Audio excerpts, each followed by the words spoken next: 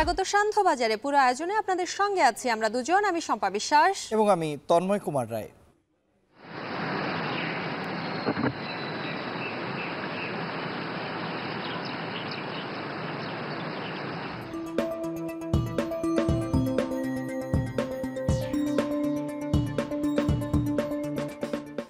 We have any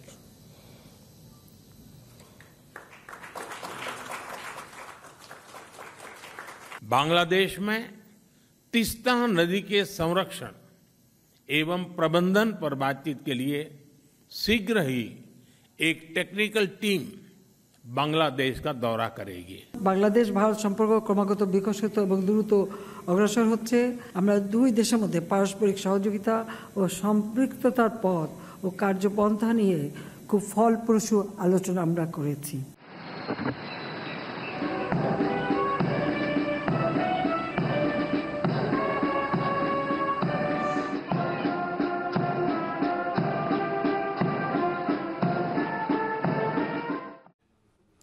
Shampa, নয়াদিল্লিতে বাংলাদেশ এবং ভারতের মধ্যে রেল, বন্দর, বিদ্যুৎ সহ 10টি সমঝোতা স্মারক সই হয়েছে।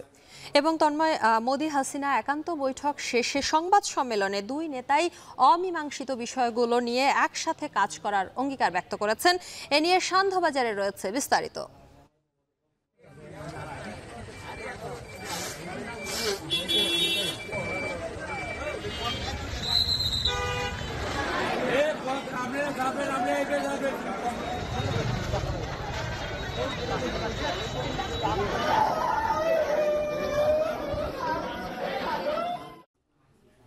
তন্ময়, বরগুনার আমতলীতে বরযাত্রীবাহী একটি মাইক্রোবাস সেতু ভেঙে খালে পড়ে গিয়ে 9 জন নিহত হয়েছেন এবং সেই সাথে বেশ কয়েকজন নিখোঁজ রয়েছেন।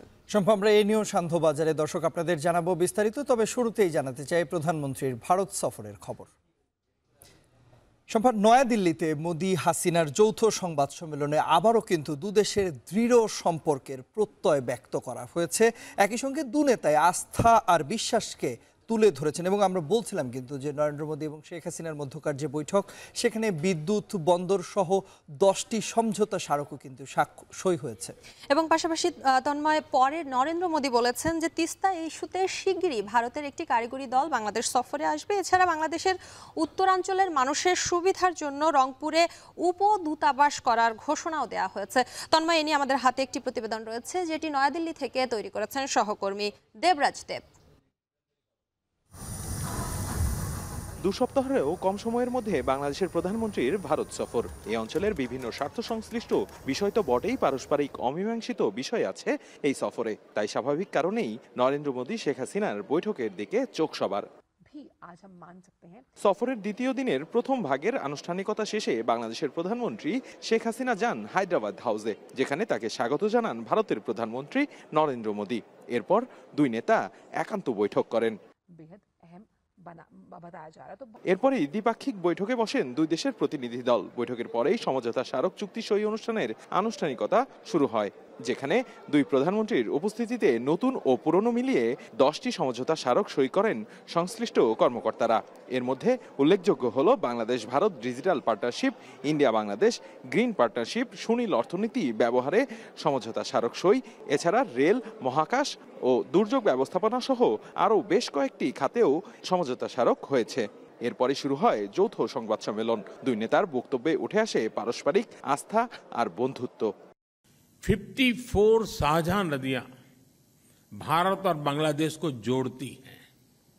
Flood management, early warning, drinking water projects पर हम सहयोग करते आए हैं। हमने 1996 के गंगा रिवर ट्रीटी के रिन्यूअल के लिए टेक्निकल स्तर पर बातचीत शुरू करने का निर्णय लिया है। बांग्लादेश में तीस्ता नदी के संरक्षण एवं प्रबंधन पर बातचीत के लिए शीघ्र ही एक टेक्निकल टीम बांग्लादेश का दौरा करेगी। সীমান্ত সমস্যা, তিস্তা সহ অমীমাংসিত নদীর পানি বন্টনের বিষয়েও উঠে আসে ভারতের প্রধানমন্ত্রীর বক্তব্যে। এই অঞ্চলের জনগণের ভাগ্য পরিবর্তন ও দারিদ্র্য বিমোচনে বিমস্টেককে কাজে লাগানোর অঙ্গীকার করে ভারত ও বাংলাদেশ। বাংলাদেশ ভারত সম্পর্ক ক্রমাগত বিকশিত এবং দ্রুত অগ্রসর হচ্ছে। আজ মাননীয় প্রধানমন্ত্রী শ্রী নরেন্দ্র মোদীর সঙ্গে বৈঠকে আমরা দুই দেশের মধ্যে পারস্পরিক সহযোগিতা ও সম্পৃক্ততার পথ ও কার্যপন্থা নিয়ে খুব ফলপ্রসূ আলোচনা আমরা করেছি। আমি প্রাইম মিনিস্টার নরেন্দ্র মোদীকে দাওয়াত দিচ্ছি বাংলাদেশে আসার জন্য। সমঝোতা চুক্তির বাইরেও অনির্ধারিত আলোচনায় দুদেশের বাণিজ্য ঘাটতি পূরণে সেপা চুক্তির ব্যাপারে ফলপ্রসূ আলোচনা সহ ভারতে বাংলাদেশি চিকিৎসা প্রত্যাশীদের মেডিকেল ভিসা সেবা দ্রুত চালুর ব্যাপারেও আশ্বাস মিলেছে। শুধু সমঝোতা স্মারক সই নয়, এই হায়দ্রাবাদ হাউসের ভেতরে ভারত ও বাংলাদেশের প্রধানমন্ত্রী অঙ্গীকার করেছে বাংলাদেশ ও ভারতের সম্পর্ক শুধু বন্ধুত্বপূর্ণ থাকবে না, হবে অর্থনৈতিক অগ্রগতির এক দারুণ উদাহরণ, যা এই দুই দেশকে অর্থনৈতিক এবং সামাজিকভাবে বিশ্বের বুকে মাথা উঁচু করে দাঁড়াতে সাহায্য করবে। ভারতের হায়দ্রাবাদ হাউস থেকে দেবরাজ দেব, এখন নয়াদিল্লি। তন্ময়, সকালে নয়াদিল্লির রাষ্ট্রপতি ভবনে প্রধানমন্ত্রী শেখ হাসিনাকে লাল গালিচার সংবর্ধনা এবং গার্ড অব অনার দেওয়া হয়েছে এবং পরে রাজঘাটে মহাত্মা গান্ধীর স্মৃতিতে শ্রদ্ধা নিবেদন করেছেন প্রধানমন্ত্রী। দেবরাজ দেবের আরও একটি প্রতিবেদন রয়েছে, দেখে আসতে চাই। প্রধানমন্ত্রী শেখ হাসিনার ভারত সফরের দ্বিতীয় দিনের কার্যক্রম শুরু হয় ভারতের রাষ্ট্রপতি ভবন থেকে। বাংলাদেশ সময় সকাল 9:30টায় যখন প্রধানমন্ত্রী পৌঁছান, তখন তাকে স্বাগত জানান ভারতের প্রধানমন্ত্রী নরেন্দ্র মোদী। এরপরই সাজোয়া ঘোড়সাওয়াররা স্বাগত জানায় প্রধানমন্ত্রীকে।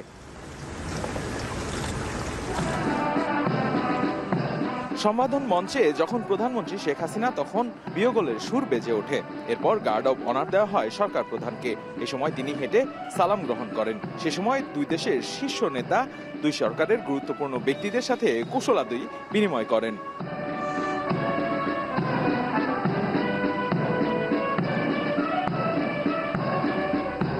রাষ্ট্রপতি ভবন থেকে সরাসরি রাজঘাটে মহাত্মা গান্ধীর স্মৃতিতে শ্রদ্ধা জানাতে যান প্রধানমন্ত্রী। প্রধানমন্ত্রী শেখ হাসিনার এবারের ভারত সফরকে ঘিরে রয়েছে আশার আলো। মনে করা হচ্ছে দুটি রাষ্ট্রই তাদের সম্পর্ককে একটি ভিন্ন মাত্রায় পৌঁছাবে। প্রতিবেশী এই দুই রাষ্ট্র মনে করছে সামাজিক এবং অর্থনৈতিকভাবে শক্তিশালী হয়ে বিশ্ব দরবারে নিজেদের অবস্থানকে আরও শক্ত করার। ভারতের রাষ্ট্রপতি ভবন থেকে দেবরাজ দেব, এখন। তিস্তা প্রকল্পে বাংলাদেশকে সহায়তা করবে ভারত, এজন্য দেশটির টেকনিক্যাল কমিটি পাঠানো ইতিবাচক বলে মনে করেন পররাষ্ট্রমন্ত্রী হাসান মাহমুদ। নয়াদিল্লিতে দুই প্রধানমন্ত্রীর বৈঠক শেষে সাংবাদিকদের পররাষ্ট্রমন্ত্রী আরও বলেন, যে কোনো শর্তে বাংলাদেশ ব্রিক্সের সাথে সংযুক্ত হতে চায়। এ ব্যাপারে ভারতের ইতিবাচক সাড়াও রয়েছে। ভারত উইলিং আছে তিস্তা প্রকল্পে আমাদেরকে সহায়তা করার জন্য। আপনারা জানেন যে অন্যান্য দেশও এ ব্যাপারে আগ্রহ আছে। তো আমরা দুই দেশের টেকনিক্যাল কমিটি বসে এই বিষয়টাকে ফার্দার এগিয়ে নিয়ে যাব। বাংলাদেশ ব্রিক্সের সাথে সংযুক্ত হতে চাই, সেটা যে কোনো ক্যাপাসিটিতে হোক। আমরা এ ব্যাপারে ভারতবর্ষের সহযোগিতা চেয়েছি, ভারতবর্ষ ইতিবাচকভাবে সাড়া দিয়েছে। তন্ময়, আমরা প্রধানমন্ত্রীর ভারত সফর নিয়ে কথা বলছিলাম। এ বিষয়ে কথা বলতে আমাদের সঙ্গে স্টুডিওতে যুক্ত হচ্ছেন সহকর্মী হাসিব বিল্লাহ। হাসিব, আপনার সঙ্গে আমরা এই বিষয়ে কথা বলবো, কিন্তু এর আগে আমরা যেতে চাই ভারতে। নয়াদিল্লিতে আছেন আমাদের সহকর্মী দেবরাজ দেব। আমরা তার কাছে সবশেষ পরিস্থিতি জেনে তারপরে আমরা হাসিবের সঙ্গে আমরা পরবর্তীতে যুক্ত হব। হাসিব, আমরা দেবরাজ দেবের সঙ্গে যুক্ত হব। তার আগে যেহেতু আপনি আমাদের সঙ্গে উপস্থিত হয়েছেন, একটু জানতে চাই যে ভারত সফরে কি কি অমীমাংসিত বিষয় মীমাংসা হওয়ার কথা হয়েছে?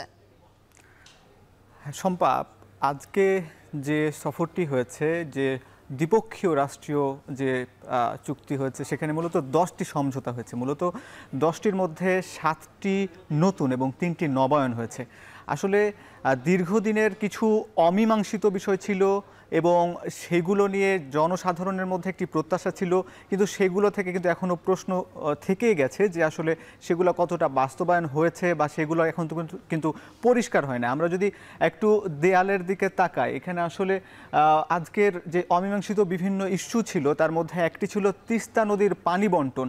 আসলে এই যে তিস্তা নদীর অববাহিকায় প্রায় 2 কোটি মানুষের বসবাস, উত্তরাঞ্চলের, যেখানে মূলত ভারত থেকে যে নদীটি প্রবাহিত হয়ে বাংলাদেশে এসেছে এবং গ্রীষ্ম মৌসুমে কিন্তু এখানে শুকনো থাকে, যার কারণে, এবং বর্ষা মৌসুমে বন্যায়, এখনও কিন্তু বন্যায় অনেক মানুষ ক্ষতিগ্রস্ত হচ্ছে। আসলে এই পানিটা যেন সমবন্টন হয়, সঠিক সময় বাংলাদেশের মানুষ যেন পানি পায়, এটি কিন্তু বাংলাদেশের মানুষের দীর্ঘদিনের চাওয়া। কিন্তু সেই 2011 সাল থেকে একটি চুক্তি হওয়ার কথা ছিল, কিন্তু সেটি এখন পর্যন্ত বাস্তবায়ন হয় না এবং সেটি আলোর মুখ দেখে নাই। যখন এরকম একটি সমস্যার সম্মুখীন হচ্ছিল, ঠিক তখন 2020 সালের দিকে তখন চীন বাংলাদেশকে সহায়তা করার জন্য একটি মহাপরিকল্পনা নিয়ে আসে এবং সেই মহাপরিকল্পনা অংশ হিসাবে বলা হয় যে সারা বছর ব্যাপী ওইখানকার মানুষ পানি পাবে, কৃষকরা সেচের ব্যবস্থা করতে পারবে।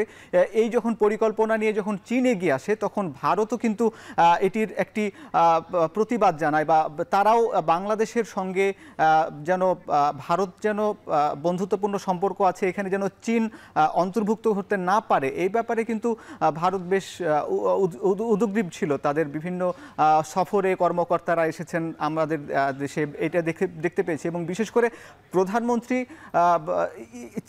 চীন যাবার কিন্তু বিষয় আছে আগামী মাসে, কিন্তু তার আগেই আবার ভারত সফর করছেন। এখানে কিন্তু চীনের এই যে ভারতের প্রধানমন্ত্রী নরেন্দ্র মোদী বলছেন যে বাংলাদেশে তিনি আবার তাদের টেকনিক্যাল টিম পাঠাবেন, অর্থাৎ চীন যেন এখানে এই প্রকল্প করতে না পারে বা চীনের চেয়ে যেন ভারতের সঙ্গে বাংলাদেশ যেন এই প্রকল্পে এগিয়ে যায়, এই ব্যাপারটি কিন্তু এবারের সফরে উল্লেখযোগ্যভাবে গুরুত্ব পেয়েছে। কারণ সারা দেশে অনেক সময় দেখি যে এই যে আশ্বাস, এটি আগেও অনেকবার দেয়া হয়েছে, যখনই নতুন সরকার আসে তখনই আমাদের বাংলাদেশকে এমন আশ্বাস দেয়া হয়ে থাকে। এবার কি মনে হচ্ছে এই আশ্বাসটিকে আসলে বাস্তবায়িত হবে? আমি বিশ্লেষকদের সঙ্গে কথা বলছিলাম, আসলে ইন্ডিয়ার সক্ষমতা আছে কিনা এইটি হচ্ছে সবচেয়ে গুরুত্বপূর্ণ প্রশ্ন। কারণ চীনের যেভাবে সক্ষমতা আছে যে উন্নয়ন প্রকল্পগুলো বাস্তবায়ন করার, সেখানে কিন্তু ইন্ডিয়ার প্রকল্প বাস্তবায়নের ঘাটতি আছে। কিন্তু তবুও আপনি যেমনটি বলছিলেন যে এই প্রকল্পটি আসলে ঝুলে যাবে কিনা, এটি নিয়ে কিন্তু বিশেষজ্ঞদের একটি কিন্তু দ্বিমত আছে। কিন্তু তবুও বাংলাদেশের সঙ্গে ভারতের বন্ধুত্ব আছে। বাংলাদেশ ভৌগোলিকভাবে বা ভারতের এবং চীনের যে ভৌগোলিক অবস্থান, এই ভৌগোলিকভাবে তাদের আধিপত্য বিস্তার, এবং সেই জায়গায় ভারত কখনোই চাইবে না যে বাংলাদেশ সে বিশেষ করে উত্তরাঞ্চলে যেখানে চিকেন নেক বলা হয়, ঠিক সেখানে ভারতের সঙ্গে চীনের এই চুক্তিতে যাক, সেটা ভারত চাইবে না। এজন্য এই প্রকল্পের একটা প্রস্তাবনা দিয়েছে। আরও আমরা যদি বলি যে আরেকটি সমস্যা উল্লেখযোগ্য বাংলাদেশের সীমান্ত সমস্যা, সেটারই কিন্তু উল্লেখযোগ্য কিন্তু সমাধান হলো কিনা এটি কিন্তু এখন প্রশ্ন থেকে যায়। এছাড়া বাংলাদেশের সঙ্গে ভারতের বাণিজ্য যে চুক্তি রয়েছে, যে চুক্তি বাণিজ্যের যে একটি সম্পর্ক রয়েছে, শুল্ক এবং অশুল্ক একটি বাধা রয়েছে, অর্থাৎ ভারত বিপুল পরিমাণ রপ্তানি করে, বাংলাদেশ কিন্তু বিপুল পরিমাণ সে অনুযায়ী রপ্তানি করতে পারে না।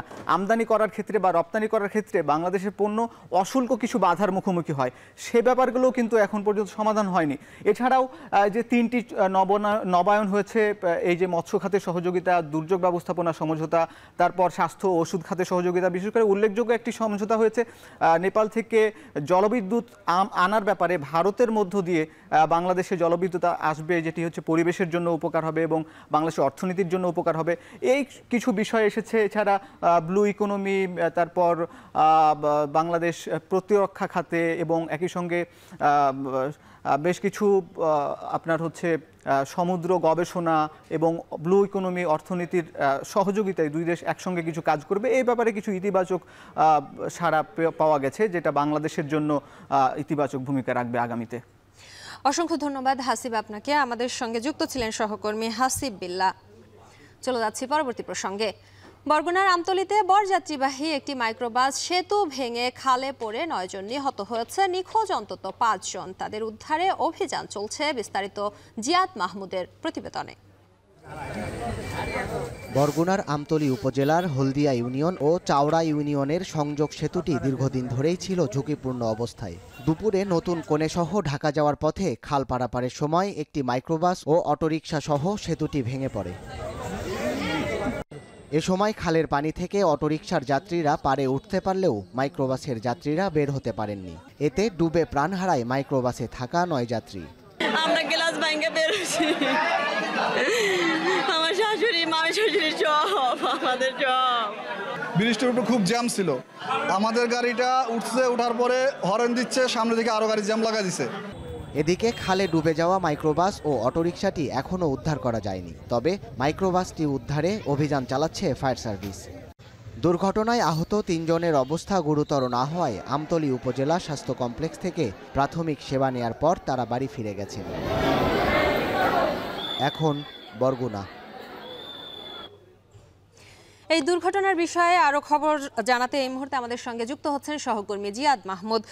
জিয়াদ, জানতে চাই এই দুর্ঘটনাটি কিভাবে ঘটেছে এবং যারা নিখোঁজ রয়েছেন তাদের উদ্ধারে যে কার্যক্রম চালানো হচ্ছে সেটি কতদূর আগালো?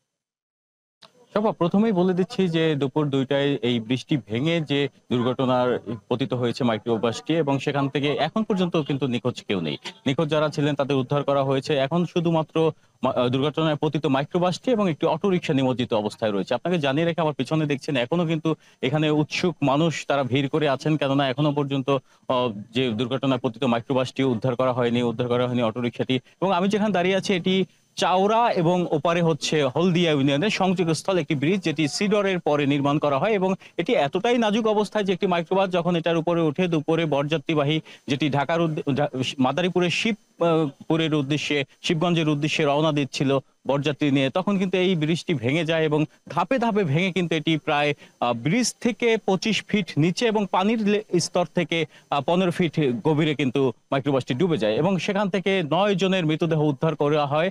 আর বাকি 3 জন যারা উদ্ধার হয়েছিল তাদের কিন্তু উপজেলা স্বাস্থ্য কমপ্লেক্স, আমতলী উপজেলা স্বাস্থ্য কমপ্লেক্সে নিয়ে যাওয়ার পর চিকিৎসা দেওয়ার পর তারা কিন্তু সুস্থ হয়ে ওঠেন। আপনাকে আরো জানিয়ে রাখি যে আমরা যখন হাসপাতালে যাই সেখানে যে যারা মারা গিয়েছেন তাদের যে আত্মীয় স্বজনের যে আহাজারি, সেই আহাজারিতে কিন্তু হাসপাতালের বারান্দা বাতাস কিন্তু ভারী হয়ে উঠেছিল, এবং এখনো কিন্তু সেই ক্রন্দন রোল কিন্তু হাসপাতালে বইছে। তবে সবশেষ তথ্য অনুযায়ী হাসপাতাল কর্তৃপক্ষ যাদের শনাক্ত করা হয়েছে, যাদের এর মধ্যে 7 জনের বাড়ি কিন্তু মাদারীপুরের শিবগঞ্জে এবং 2 জনের বাড়ি হলদিয়া গ্রামে, তারা এখনো তাদের লাশ হস্তান্তরের কার্যক্রম কিন্তু চলছে। কিছুক্ষণের মধ্যে লাশ হস্তান্তর করা হলে তারা লাশ নিয়ে মাদারীপুরের উদ্দেশ্যে রওনা দেবেন। আর যারা এখানের অধিবাসী রয়েছেন তারা জানিয়েছেন যে দুপুর 2টার দিকে তারা একটি বিকট শব্দ শুনতে পান। এখানকার যারা স্থানীয়রা ছিলেন, প্রত্যক্ষদর্শীরা ছিলেন, এখানে দোকান ব্যবসা বাণিজ্যে জড়িত অনেকেই আছেন, তারা আমাদের জানিয়েছেন যে তারা বিকট একটি শব্দ শুনতে পান হঠাৎ করে, এবং তারা ছুটে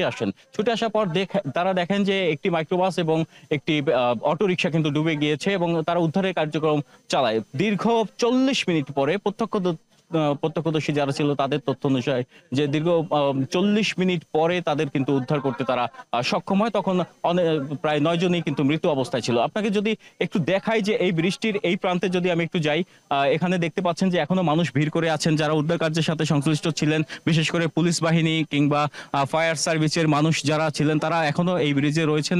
এবং এই ব্রিজটি যেহেতু নাজুক অবস্থায় ছিল, 3 বছর আগেই এই ব্রিজটিকে চলাচলে নিষিদ্ধ করা হয়, সেই নিষেধাজ্ঞা উপেক্ষা করেও কিন্তু মানুষ এখানে চলাচল করতো। যদিও আমরা এখানে আসার পর কোনো বিধিনিষেধের কোনো সাইনবোর্ড বা ব্যানার কিন্তু আমরা দেখিনি। এই যে এখানে দেখছেন আপনারা, এই স্থানেই কিন্তু ডুবে গিয়েছে মাইক্রোবাসটি, এবং আপনাকে জানিয়ে রাখি যে এখন পর্যন্ত যে উদ্ধার কার্যক্রম সেটি কিন্তু সমাপ্ত ঘোষণা করা হয়েছে। শুধুমাত্র মাইক্রোবাসটি এবং অটোরিকশাটি উদ্ধার করার অপেক্ষা আছে।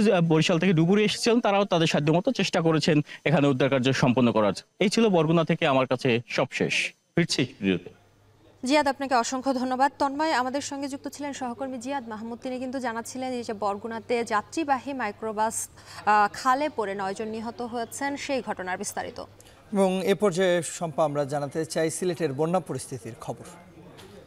সিলেট অঞ্চলে বন্যার পানি কমতে শুরু করেছে, তবে এখনও সুরমা, কুশিয়ারা সহ কয়েকটি নদীর পানি বিপদসীমার উপরে প্রবাহিত হচ্ছে। কিছু এলাকায় পানি কমে যাওয়ায় আশ্রয় কেন্দ্র থেকে বাড়ি ফিরছে মানুষ।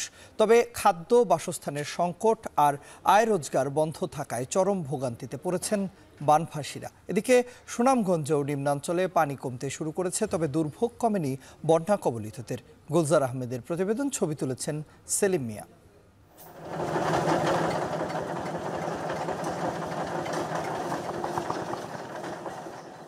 কোম্পানিগঞ্জের বুর্দেও গ্রামের শওকত আলী আশ্রয়কেন্দ্র থেকে ফিরে বানের তুড়ে ভেসে যাওয়া ঘরের কয়েক টুকরো ইট আর কাঠ সংগ্রহে ব্যস্ত। সব ভেসে গেলেও শেষ সম্বলের মায়া ত্যাগ না করতে পেরে অবশিষ্টটুকু নিয়ে নতুন করে বাঁচার স্বপ্ন দেখছেন তিনি। সব গুলা লিয়া গেছে আমাঙ্গিয়া, এখন বাচ্চা কাচ্চা নিয়ে অন্য জায়গায় গেছি, বসবাস করে আছি। আর কি করবো, করার তার কিছু নাই। আমরা এখন নদীতে পড়িয়া গেছে, যা পাইছি তার নিতেছি টুকটাক। ভয়াবহ বন্যায় মিশে গেছে সিলেট অঞ্চলের বিভিন্ন উপজেলায় কয়েকশো ঘরবাড়ি। দুর্যোগ দুর্ভোগে ঘরে ফেরা মানুষ দিন পার করছেন অনাহারে, অর্ধাহারে।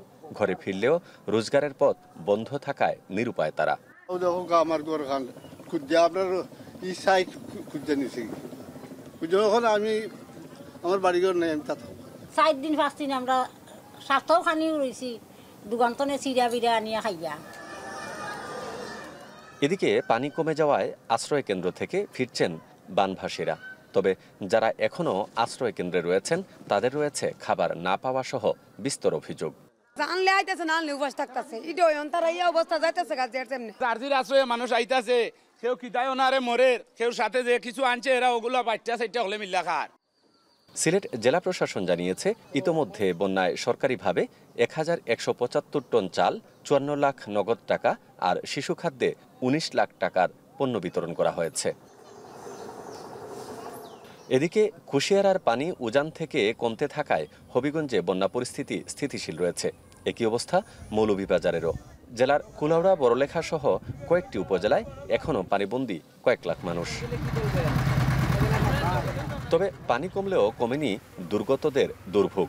গুরুত্বপূর্ণ বেশ কিছু রাস্তা তলিয়ে থাকায় বন্ধ রয়েছে যোগাযোগ ব্যবস্থা। ফলে খাবার, বিশুদ্ধ পানি ও স্যানিটেশন সমস্যায় নাজেহাল লক্ষাধিক মানুষ। আজকে 5 দিন আমাদের ঘরের মাঝে উড়াত পানি, কেউ রাতু পানি, আমরা ঘর তাহার মতন কিছু নাই। কোনো রকম একবার যে রান্ধি আমরা 3 বার খাই, একটু একটু হইরা খাই, আমরা কোনো রকম দিনটা কাটতেছি। আমরা বাড়ি গরমুরো, আমরা পানির মাঝে, আমরা ফেটো নাই, ফিটিত নাই, আমরা খাইতাম কিলা। অন্যদিকে আশ্রয়কেন্দ্রের বাইরে থাকা কয়েক হাজার পরিবারের কাছে এখনও পৌঁছায়নি কোনো ধরনের সহায়তা। তবে সংশ্লিষ্টরা বলছেন বন্যা দুর্গতদের জন্য কাজ করছেন তারা। ত্রাণ তৎপরতা চালাচ্ছি। আমরা যেখানে শুকনা খাবার দেওয়া প্রয়োজন, চাল দেওয়া প্রয়োজন বা যেখানে রান্নার অসুবিধা রয়েছে আমরা সেখানে হট মিল দিচ্ছি। সিলেট এবং মৌলভীবাজারের জেলা প্রশাসন সহ বা বিভাগীয় প্রশাসনকে সম্পৃক্ত করে আমরা একটি পরিকল্পনা গ্রহণ করা, যাতে করে প্রতি বছর মানুষের এইভাবে ক্ষয়ক্ষতি না হয়। চলতি বন্যায় সিলেটের 4 জেলায় এখনও পানিবন্দী 20 লাখ মানুষ। বন্যা আসে 1 বা 2 দিনের জন্য, আর ভোগান্তি তৈরি করে মাসের পর মাস। তাই এই কুলহারা মানুষজনের জন্মই যেন আজন্মের পাপ। দুঃখ পিছুই ছাড়ে না তাদের। গুলজার আহমেদ, এখন সিলেট। সান্ধ্যবাজারের এ পর্যায়ে নিচ্ছি ছোট্ট একটি বিরতি। ফিরে আসছি একটু পর, সঙ্গেই থাকুন।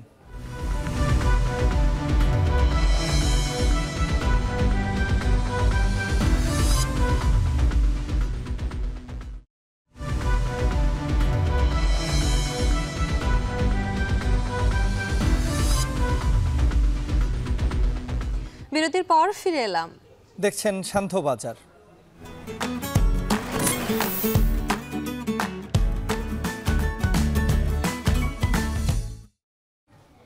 ঈদের ছুটি শেষে রাজধানী সহ দেশের নানা প্রান্তে কর্মস্থলে ফিরছেন কর্মজীবীরা। এতে করে সড়ক ও নৌপথের ভিড়ের পাশাপাশি ভিড় বেড়েছে রেল স্টেশনে।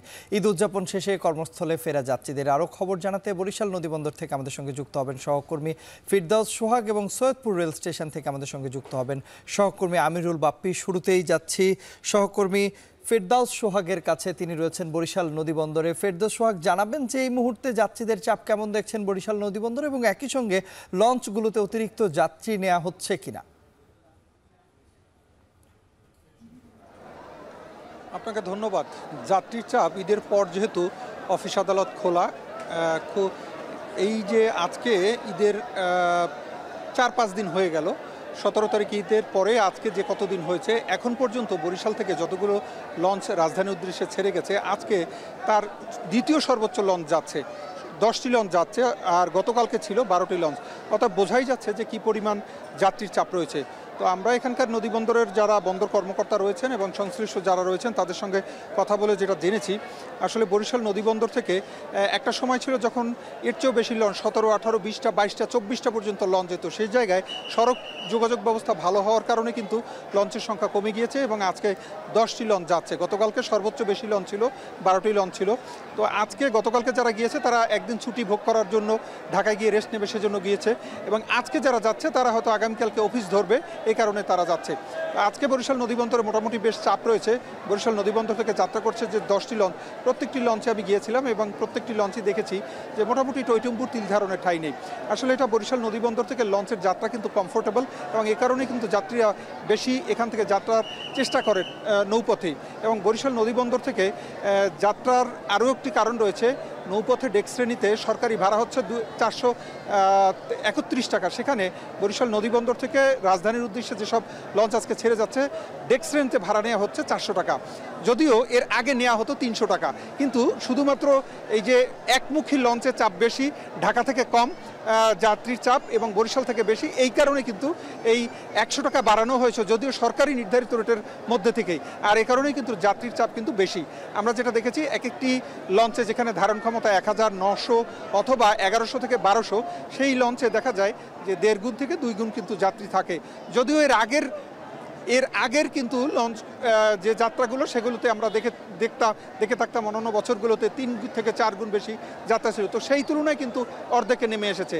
আর যাত্রা যাতে নির্বিঘ্ন থাকে সেজন্য নৌ পুলিশ, BIWTA, জেলা প্রশাসন সহ সবাই সচেষ্ট রয়েছে। এতটুকু ছিল বরিশাল নদীবন্দর থেকে রাজধানীমুখী হচ্ছে মানুষ ঈদ যাত্রার পর থেকে, তার সর্বশেষ খবর।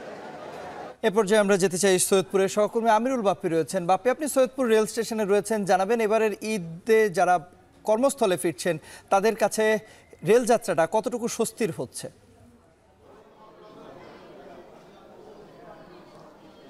তন্ময়, প্রথম 2 দিন স্বস্তির হলেও গত 2 দিন ধরে আমরা প্রচণ্ড অস্বস্তির মধ্যেই দেখছি যাত্রীদের, কারণ প্রচণ্ড রকমের শিডিউল বিপর্যয় ইতিমধ্যে শুরু হয়ে গেছে। এই সৈয়দপুর হয়ে যে ট্রেনটি খুলনা যাবে সীমান্ত এক্সপ্রেস, সেটির সৈয়দপুরে আসার কথা 7টা 45 মিনিটে, অথচ শুরুর যে স্টেশন চিলাহাটি সেটি থেকে এখনও ছেড়ে আসেনি। সেখান থেকে ছাড়লে তারপরে 1 ঘন্টা লাগবে। রেলওয়ে কর্তৃপক্ষ ঠিক নির্দিষ্ট করে তারা বলতেও পারছেন না যে ঠিক কখন আসবে এই ট্রেনটি, তবে তারা বলছেন যে 8টার আগে কোনোভাবেই নয়। আমরা আমাদের পূর্ব অভিজ্ঞতা থেকে ধারণা করছি যে এই ট্রেনটি কমপক্ষে 30 মিনিট থেকে 40 মিনিট পর্যন্ত বিলম্বে যাবে। এছাড়া রাত 9টায় আছে ঢাকাগামী নীলসাগর এক্সপ্রেস, যেটি এখনও পর্যন্ত ঢাকা থেকে ছেড়ে এসে সৈয়দপুর হয়ে যে চিলাহাটির দিকে যাবে সেটি এখনও পর্যন্ত ছেড়েই আসেনি। সৈয়দপুরে এখনও ঢোকেনি। যেখানে সৈয়দপুরে ঢোকার কথা 3টায়, সেখানে এখন 7টার বেশি বাজে, এই ট্রেনটি এখনও সৈয়দপুরে ঢোকেনি। আর এর আগে যে সীমান্ত এক্সপ্রেসের কথা বলছিলাম, সেই সীমান্ত এক্সপ্রেসটি 3:30টায় পৌঁছানোর কথা থাকলেও 5:30টার সময় পৌঁছে এখান থেকে চিলাহাটির উদ্দেশ্যে ছেড়ে গেছে।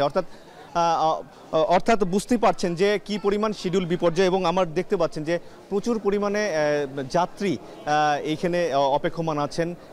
নীলসাগর ট্রেনে যারা চিলাহাটির দিকে যাবেন এবং যারা খুলনার দিকে যাবেন সীমান্ত এক্সপ্রেসে, এই 2 ট্রেনের যাত্রীরা এখন এখানে অপেক্ষমান আছেন, এবং যাত্রীদেরকে আসলে রেলওয়ের পক্ষ থেকে নির্দিষ্ট করে কিছু জানানো হচ্ছে না যে এখন পর্যন্ত কতটুকু বিলম্বে ট্রেন আসবে বা কতটুকু বিলম্বে চলছে। সুতরাং এক ধরনের অস্বস্তির পর্যায়ে আছে। যদিও আমরা দেখেছি যে সর্বোচ্চ চাপটা ছিল গতকালকে, যাদের আজকে অফিস খুলেছে বা আগামীকালকেও যাদের অফিস খুলবে তারা একদিন সময় নিয়ে হয়তো গতকালকে চলে গেছেন সেই উদ্দেশ্যে। আর স্টেশনে যারা অপেক্ষমান যাত্রী আছেন তাদের মধ্যে সবথেকে ভোগান্তির শিকার হচ্ছেন শিশুরা বিশেষ করে, কারণ বেশ গরম পড়েছে। এই গরমের কারণে শিশুদের কষ্ট হচ্ছে, তাদেরকে সামলাতে হিমশিম খেতে হচ্ছে যারা অভিভাবক আছেন তাদের। তো সব মিলিয়ে একটা বিলম্বিত অবস্থা এবং যে শিডিউল বিপর্যয়, এতে যাত্রী ভোগান্তি আছে। তো এই ছিল আমার কাছে সব শেষ অবস্থা।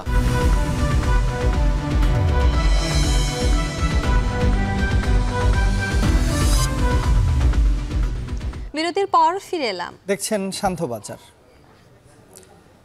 যশোরের রাজারহাটে আজ প্রায় 3.5 কোটি টাকা মূল্যের চামড়া বিক্রি হয়েছে। বাজার জমজমাট হলেও দাম নিয়ে অসন্তুষ্ট বিক্রেতারা। তাদের অভিযোগ, সরকার ফুট হিসেবে দাম নির্ধারণ করে দিল, এই বাজারে চামড়া বিক্রি করতে হচ্ছে পিস হিসেবে। এ অবস্থায় লাভ তো দূরের কথা, উল্টো ক্ষতিগ্রস্ত হচ্ছেন তারা। এনামুল হকের ক্যামেরায় আরও জানাচ্ছেন রিপন হোসেন।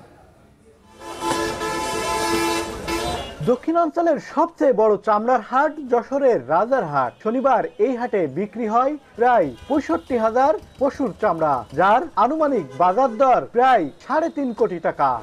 যারা আমাদের কাছে মাল আছে খরিদ করতেছে, এদের টাকাটা আমরা লগদে চাচ্ছি আমরা, নাহলে বাকিতে আমরা মাল বিক্রি করে আমরা ধরা খেয়ে যাচ্ছে। এখানে আছে 24 ফুট, তারা 17 ফুট, তারা কয় যে আমরা 18 টাকা কিনবো, তাতে আরো 2টা বাড়ায় কিনতেছে 20 টাকা, কিন্তু ওদের ফুটি মেরে দিচ্ছে, তাতে যে পরে 16 টাকা। চামড়ার মৌসুমী ব্যবসায়ী খুলনার পাইকগাছার বিনোদ দাস নিজ এলাকা থেকে 37,000 টাকায় কেনেন 62 পিস গরুর চামড়া, রাজারহাটে বিক্রি করেছেন 24,000 টাকায়। তার মতো প্রায় সব মৌসুমী ব্যবসায়ীর একই হাল। তাদের অভিযোগ, সরকার প্রতি ফুট লবণযুক্ত চামড়ার দাম ঢাকার বাইরে 50 থেকে 55 টাকা নির্ধারণ করলেও এখানে বিক্রি হচ্ছে পিস হিসাবে। এমন অবস্থায় প্রতি পিস ছাগলের চামড়া 20 থেকে 50 টাকা আর গরুর চামড়া বিক্রি হচ্ছে 300 থেকে 1200 টাকায়। 17,000 টাকা লস গেছে। এখন আগে বাজার ছিল ভালো, এখন বাজারটা কম, 200 300 400। সরকার ফুট দিতে 50 থেকে 55 টাকা ফুট পাকা চামড়া, লবণ দেওয়া চামড়ার। এখন আমরা সেই চামড়া বেচতে যান 400 450 টাকা, 20 টাকা করেও ফুট পাচ্ছি না। মাল বেচা কেনা করে 20,000 টাকা লস, ছাগলের মাল 5 টাকা 10 টাকা। এদিকে আড়তদার ও ট্যানারি মালিকদের প্রতিনিধিরা বলছেন, লবণযুক্ত চামড়া ফুট হিসেবেই কিনছেন তারা, তবে নির্ধারিত দামের চেয়ে প্রতি ফুট দিচ্ছেন অন্তত 20 টাকা কম। বিভিন্ন ট্যানারি মালিকরা এখন হাটে আছেন, ওরা ওখানে বসে চামড়া কিনবে, কারণ ওরা ওখানে বসে কী দামে কিনবে ওরা বলছে, আসলে ওই দামে কিনবে কিনা আমরা তা জানি না। গরুর চামড়া উঠেছে প্রায় 30,000 আর ছাগলের চামড়া উঠেছে 30 থেকে 35,000, মোট 65,000 গরু ছাগল মিলে এখানে উঠেছে। দামটা প্রায় 3.5 কোটি টাকা এখানে বেচা কেনা হবে।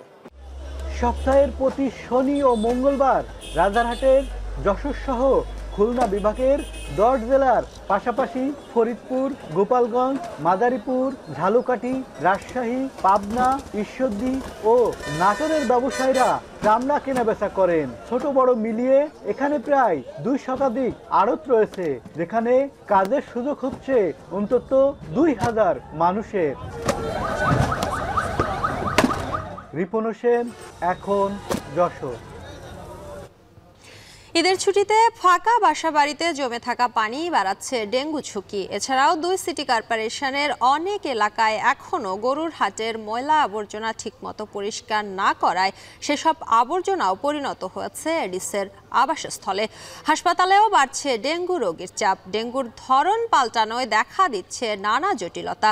এ কারণে রোগীদের সুস্থ হতে সময় লাগছে অন্তত 7 থেকে 10 দিন। আর জানাচ্ছেন মেহেরিন আনি। কোরবানির ঈদের প্রায় 1 সপ্তাহের ছুটিতে রাজধানী ঢাকা ছেড়েছে কয়েক লাখ মানুষ। ফাঁকা নগরীতে কিছুটা স্বস্তি এলেও থেমে থেমে বৃষ্টিতে বাসাবাড়ি, নির্মাণাধীন ভবনে জমে থাকা পানি বাড়াচ্ছে ডেঙ্গু ঝুঁকি। 2 সিটি কর্পোরেশনের অনেক এলাকায় এখনও গরুর হাটের ময়লা আবর্জনা ঠিকমতো পরিষ্কার না করায় সেসব আবর্জনাও এখন মশার আবাসস্থলে পরিণত হয়েছে। এলাকাবাসী বলছে, গেল 1 সপ্তাহের ব্যবধানে মশার উপদ্রব বেড়েছে কয়েক গুণ। জ্বর, ঠান্ডা, কাশিতে ভুগছেন অনেকেই। এখানে আমাদের শিশুদের কয়দিন পর জ্বর হয়, এই পাশে মুগদা মেডিকেল এখানে নিয়ে যাইতো। এই জায়গাটা মনে করেন ভাঙ্গা চুইরা জায়গাটার একটা ময়লার গোডাউন বানাইছে। পানি যেখানে জমে ওইখানে লার্ভা জমে, এই লার্ভাই মশাটা উন্নতি বেশি হয়। হ্যাঁ, কুরবানির পরে যে ময়লা যেমন অনেক কিছু জমে গেছে, পরিষ্কার করে না, এই কারণে মশা টশা বেশি হয়ে গেছে। মশার অত্যাচারে দিনেও আসলে থাকা যায় না, কুলুপ জ্বালা রাখতে হয়, দরজা জানলা বন্ধ করে রাখতে হয় না, এইভাবে কি থাকা সম্ভব? ঈদের ছুটিতে রাজধানীর হাসপাতালগুলোতে বেড়েছে ডেঙ্গু রোগীর সংখ্যা। মুগদা হাসপাতালে গিয়ে দেখা মিলল মান্ডা থেকে আসা রেহানা বেগমের। ডেঙ্গুতে আক্রান্ত ছেলে শরীরে যেন আর মশা না বসতে পারে সেজন্য সারাক্ষণ নজরে রাখছেন তিনি। ও চাংরাতে রাত্রে থেকে অসুস্থ, তো ওকে ডাক্তার দেখানো হয়েছে, ওইখানে ভালো হয়নি। আরেকটা ডাক্তারও দেখানো হয়েছে, ওইখানেও ভালো হয়নি। তারপর এখানে নিয়ে আসলাম, এখানে আনার পর আরো অসুস্থ হয়ে গেছে। শনিরাখড়া থেকে মাকে নিয়ে এসেছেন শিপ্রা দাস। জানালেন গত বছর ডেঙ্গুতে আক্রান্ত হয়েছিল ছেলে, আর এবছর মা। আগের বছর আমার ছেলে হয়েছিল, আর এবছর উনি আমার মায়ের হয়েছে। মুগদা হাসপাতাল ঈদের পর থেকে জ্বর, শরীর ব্যথা আর বমি নিয়ে গড়ে রোগী ভর্তি হচ্ছে অন্তত 10 জন করে, যাদের বেশিরভাগই এসেছে ঢাকার ডেঙ্গু উচ্চ ঝুঁকিপূর্ণ এলাকা থেকে। তো এখানে ম্যানেজমেন্ট ভালো আছে, আলহামদুলিল্লাহ আমরা ট্রিটমেন্ট পাচ্ছি সঠিকভাবে। জ্বর কাঁপা জ্বর আসে, কিন্তু এখন আল্লাহর রহমতে অনেক ভালো আছে। হাসপাতালটির পরিচালক জানালেন ডেঙ্গুর ধরন পাল্টানোয় রোগীদের শরীরে দেখা দিচ্ছে নানা জটিলতা, ফলে রোগীদের সুস্থ হতে সময় লাগছে অন্তত 7 থেকে 10 দিন।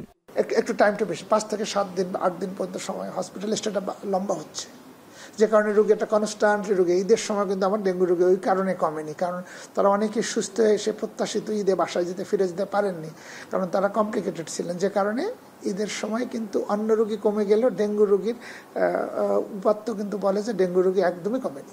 চলতি বছরে এখন পর্যন্ত ডেঙ্গুতে আক্রান্ত হয়ে মারা গেছে 41 জন এবং হাসপাতালে ভর্তি হয়েছে 3315 জন। মেহরিন অ্যানি, এখন, ঢাকা। সান্ধ্যবাজারের পর্যায়ে নিচ্ছি আরও একটি বিরতি। ফিরে আসছি একটু পর, সঙ্গেই থাকুন।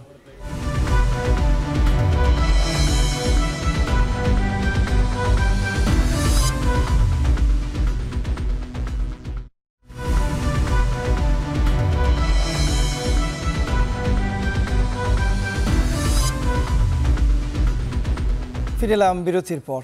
আপনারা দেখছেন সান্ধ্যবাজার। চট্টগ্রামের কালুরঘাটে ফেরির ধাক্কায় সাম্পান থেকে পড়ে 2 যাত্রী নিখোঁজ রয়েছেন। তাদের উদ্ধারে অভিযান চালাচ্ছে ফায়ার সার্ভিস। এ বিষয়ে বিস্তারিত জানাতে এই মুহূর্তে ঘটনাস্থল থেকে যুক্ত হচ্ছেন সহকর্মী শোয়েব রহমান। শোয়েব, এই ঘটনার সবশেষ তথ্য কি আছে জানতে চাই, পাশাপাশি যারা নিখোঁজ রয়েছেন তাদের উদ্ধার কার্যক্রম কতটা এগিয়েছে?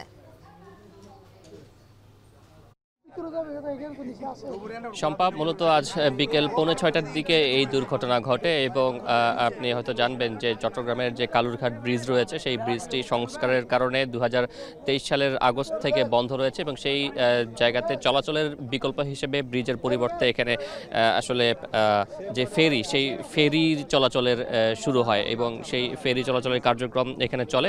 তো ফেরির সঙ্গে সাম্পানের ধাক্কা লাগে আজ বিকেল 5:45টার দিকে এবং সেই ধাক্কা লাগার পরে সেই ফেরিতে সাম্পানে 3 জন যাত্রী ছিলেন এবং 3 জনের মধ্যে একজনকে উদ্ধার করা হয়েছে বলে আমরা প্রাথমিকভাবে জানতে পেরেছি এবং সেই ঘটনায় এখন পর্যন্ত যিনি উদ্ধার হয়েছেন তার বক্তব্য এবং প্রত্যক্ষদর্শী তাদের বক্তব্যের মধ্যে কিছুটা তথ্যের অমিল রয়েছে। কেউ বলছেন 2 জন এবং কেউ বলছেন 3 জন নিখোঁজ রয়েছেন এবং যারা নিখোঁজ রয়েছেন সেরকম একজনের নাম আমরা জানতে পেরেছি, কাজল নামের এক ব্যক্তি, তিনি নিখোঁজ রয়েছেন বলে আমরা প্রাথমিকভাবে জানতে পেরেছি এবং খবর পাওয়ার পরপরই ফায়ার সার্ভিসের 2টি ইউনিট, আগ্রাবাদ এবং কালুরঘাট, আগ্রাবাদের ডুবুরি দল এবং কালুরঘাট ফায়ার স্টেশনের ফায়ার সার্ভিস কর্মীরা তারা ঘটনাস্থলে আসেন এবং আসার পরে তারা এই মুহূর্তে নৌকা এবং ডুবুরিদের সহযোগিতায় উদ্ধার কার্যক্রম পরিচালনা করছেন। তবে এখন পর্যন্ত উদ্ধার কার্যক্রম চলছে, কিন্তু কোনো অগ্রগতি নেই। যিনি উদ্ধার হয়েছেন তাকে উদ্ধার করে হাসপাতালে নেওয়া